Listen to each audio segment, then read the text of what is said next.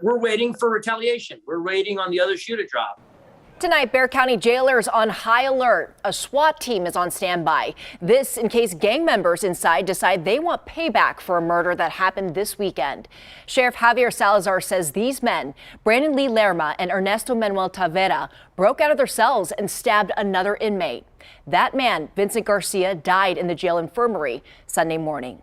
Tonight, the Texas Rangers looking into whether this could have been prevented. The sheriff tells Eyewitness News reporter Matt Houston his office is investigating too. The sheriff says there are roughly 400 members of the Texas Mexican Mafia in the Bexar County Jail tonight.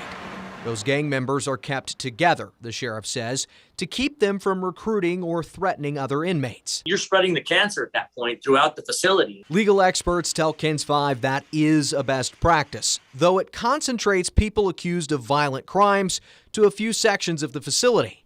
Salazar says deputies may search those inmates more often, but a potentially violent criminal could, in some cases, evade extra scrutiny simply by telling law enforcement he no longer belongs to a gang.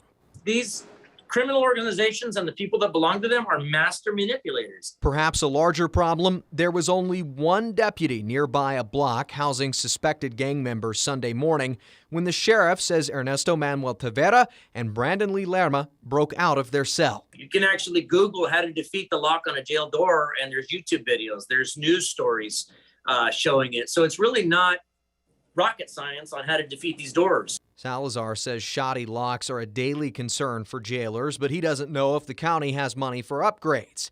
He has taken steps, he says, to ensure more jailers are on the floor in these high-risk wings, though he wouldn't specify how. Matt, what about the weapons used in the stabbing? How did they get in the jail? Sharon, the sheriff couldn't say whether those weapons came from outside the facility or the attackers made them inside the jail behind me here. In fact, they did a shakedown and found a number of weapons, and the sheriff doesn't know whether these weapons, which ones, if any, are actually the murder weapons, right? The Texas Rangers will help determine that as part of their investigation as well. I'm Matt Houston, KENS 5, Eyewitness News. Thank you, Matt.